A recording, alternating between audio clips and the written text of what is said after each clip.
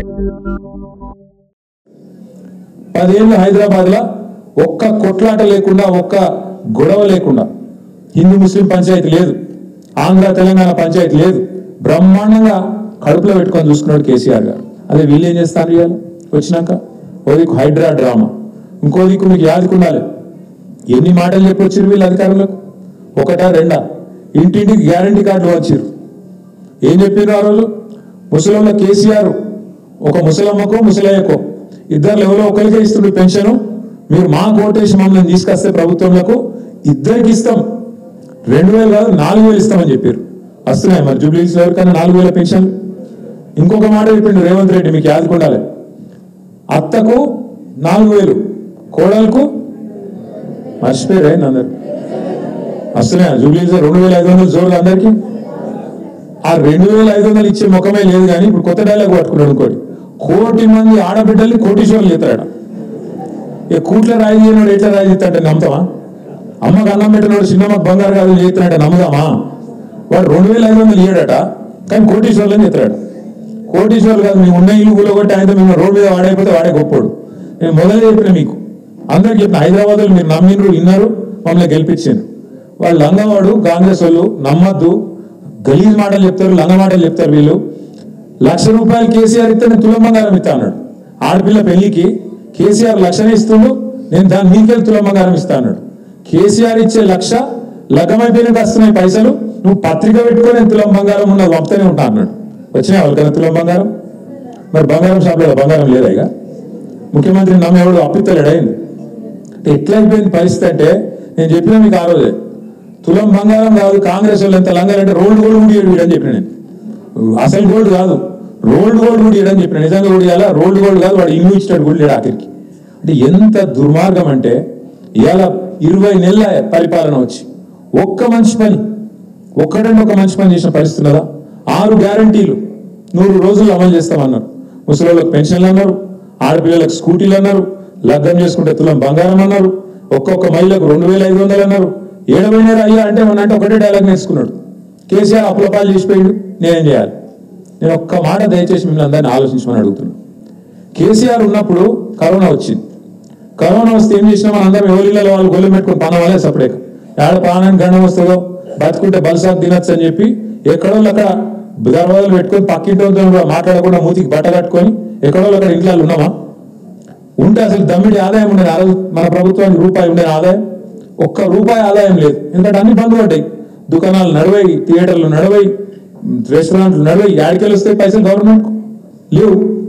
రూపాయి ఆదాయం లేకపోయినా కేసీఆర్ ఉన్నప్పుడు కరోనా వచ్చినప్పుడు రూపాయి ఆదాయం లేకపోయినా పెన్షన్లు ఆగినాయా? కళ్యాణ లక్ష్మి ఆగిందా? రైతు బంధు ఆగిందా? లగాయని చెప్పాలి, ఆగిందా ఆగలేదా? పెన్షన్లు ఆగినాయా? రైతు బంధు ఆగిందా? కళ్యాణ లక్ష్మి ఆగిందా? షాదీ ముబారక్ ఆగిందా? అంటే మీరు అర్థం చేసుకోవాల్సింది ఏంటంటే, రూపాయి ఆదాయం లేకపోయినా కరోనా వచ్చి 2 ఏళ్ళు ఆగమాగం చేసినా కేసీఆర్ మాత్రం గరీబోళ్లను మంచిగా చూసుకున్నాడు.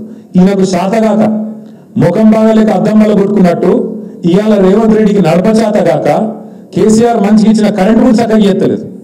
ఇదివరకు కేసీఆర్ ఉన్నప్పుడు కరెంట్ కట్లు ఉంటుండేనా?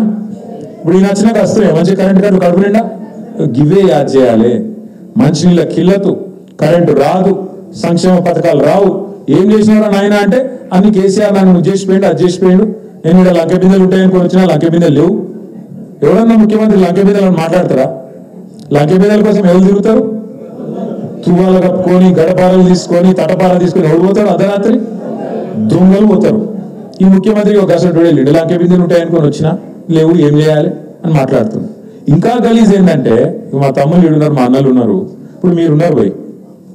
ఇక మా తమ్ముడు క్యానమే ద్వారా కళ్యాణ్ కుసో ఇప్పుడు కళ్యాణ్ ఉన్నాడు, మంచి అట్టకట్టు ఉన్నాడు, మంచి షర్ట్ వేసుకున్నాడు, పైకి వెళ్ళి నల్ల షర్ట్ వేసినవాడు, లోపల బనీకు పొక్కలు పడ్డా చెప్తున్నా, ఊపర్ షేర్వాణి అందరు పరేషాని అన్నట్టు లోపల బనీ సక్కగా లేకపోయినా మీదికెళ్ళి మాత్రం కడకంగా చేసుకొని ఉండాలి. నేను కూడా గంతే, ఎవరైనా గంతే. ఎందుకు? ఎవరైనా మార్కెట్లో మనం చూసి 4 పైసలు ఇవ్వాలంటే ఎవరిస్తాడు? లేకపోతే అప్పు పుట్టాలంటే ఏం చేయాలి? మరి పైకి మాత్రం కడకు ఉండాలి. అట్లా అయితేనే ఎవడన్నా మనం దేకుతాడు, పతారు ఉంటుంది. లేకపోతే నువ్వే తిరిగినావు, నేను బికారి గారిని, నేను బిచ్చపోని, నాకు పైసలు లేవు, మొత్తం ఆగమైపోయింది అని నువ్వే అన్నావు, ఎవడన్నా ఇస్తారా? అప్పు ఎవరైనా పెట్టుబడి పెడతారా? మరి ఇలా రాష్ట్రం ఎందుకు ఆదాయం తగ్గిపోతుంది, కొత్త పెట్టుబడులు వేసే వాళ్ళు వస్తలేరు, ఉన్నోడే వారిపోతున్నాడు అంటే ఒకటే కారణం. స్వయంగా ముఖ్యమంత్రి చెప్తుడు, నా రాష్ట్రం క్యాన్సర్ పేషెంట్లు ఎక్కువ ఉన్నది, నా రాష్ట్రం ఎయిడ్స్ పేషెంట్లు ఎక్కువ ఉన్నది. ఇక నువ్వే నీ రాష్ట్రాన్ని తిట్టినాక, నువ్వే నీ కోపను పొట్టుపోటు తిట్టినాక రాష్ట్రానికి పెద్దవు నువ్వు ఎవరు ఎట్లా మాట్లాడాలి? ఇంకా ఎంత ఘోరం అంటే ఆఖరికి ఎంత ఘోరం అంటే, నేను ఢిల్లీ పోతే నాకు అపాయింట్మెంట్ ఇస్తలేరు, ఎందుకంటే చెప్పులు ఎత్తుకపోతలేమో అని భయపడి అపాయింట్మెంట్ ఇస్తారు అన్నట్టు. ఇక గీసోటోడు మన ముఖ్యమంత్రి, మన కర్మగాలి. ఈయన కడ మళ్ళీ ఈ అందానికి మనం ఓట్లే అన్నాడు. మళ్ళీ కాంగ్రెస్ వాళ్ళ అందానికి ఇలా 20 నెలల పరిపాలనకు మనందరం మీరు గుద్దులే గుద్దాలట జూబ్లీ హిల్స్లో. నేను అందుకే అంటున్నా, దయచేసి ఆలోచన చేయండి. ఇంకొక మాట, ఈ ముఖ్యమంత్రి హామీలు ఇచ్చిండు, ఈ కాంగ్రెస్ పార్టీ హామీలు ఇచ్చింది. రాహుల్ గాంధీ, సోనియా గాంధీ, ప్రియాంక గాంధీ, మల్లికార్జున్ ఖార్గే, సిద్ధరామయ్య, పెద్ద పెద్ద నాయకులు అందరూ వచ్చి ఎస్సీలకు ఇచ్చేస్తాం, ఎస్టీలకు అజ్జేస్తాం, బీసీలకు ఇచ్చేస్తాం, రైతులకు అజ్జేస్తాం, పొలగాళ్ళకి ఇచ్చేస్తాం అని వాళ్ళే మాటలు ఇచ్చారు. ఇచ్చినాక ఇవాళ అడుగుతున్నాం, ఏమైనా మరి ఏం సంగతి అంటే ఏమంటాడు తెలుసా ముఖ్యమంత్రి? నా దగ్గర పైసలు కోసుక తింటారా, ఏం చేస్తారు మీరు? ఇక నాకు గీత తెగించినాక ఏం చేయాలి మరి? మనం కర్రు గాల్చి వాత పెడితే మోసం చేసినందుకు మోసగాళ్ళకు మోసంతోనే కొట్టి జయించి మళ్ళొక్కసారి జూబ్లీ హిల్స్ లో మీరు ఒక 50,000 ఓట్ల మెజారిటీలో గెలిపిస్తే అప్పుడు దెబ్బకు దయ్యం దిగుతుంది. లేకపోతే సుధారించరు వీళ్ళు. లేకపోతే ఏమనుకుంటారు వీళ్ళు, మేము ఎట్లా నడిపినా ప్రజలు మాకే గుద్దుతురు కాబట్టి ఖచ్చితంగా మాకే మంచిగా నడుపుతున్నాం ఈ లెక్కన. మళ్ళీ అప్పుడు రాదు, ఏది రాదు. మీరు మనం ఆదరణ వచ్చినాం అనుకో, ఈసారి జూబ్లీ హిల్స్ మనం డీలా వాడి లైట్ తీసుకున్నాం, గేట్లా గెలుతున్నాం అని చెప్పి ఏం జరుగుతుంది ఎరికేనా? తెల్లారి నుంచి రైతు బంధు ఏం లేకపోయినా నడుతూనే ఉంది. నిన్నటిదాకా కింద పడి మీద పడి 2,000 పెన్షన్ ఇస్తుంది కదా, అది కూడా కోసి పారేస్తాడు, అవి కూడా రావు. అందుకే నేను అంటున్నా, ఈ ప్రభుత్వానికి సురుకు పెట్టాలంటే, కర్రు కలిసి వాత పెట్టాలంటే అది బీజేపీతో కాదు. బీజేపీ కాంగ్రెస్ ఒకటే, దొందే. ఇద్దరు మంచిగా అండర్స్టాండింగ్ లో పనిచేస్తాను.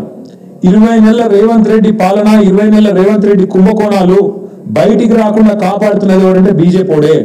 ఇవాళ మీరు ఆలోచన చేయండి, నా మీద కేసు అవుతుంది, కేసీఆర్ సార్ మీద కేసు అవుతుంది, మన పార్టీలో ఉన్న అందరు నాయకులు గట్టిగా ఎవరైతే మాట్లాడుతారో అందరి మీద కేసులు పెడతారు.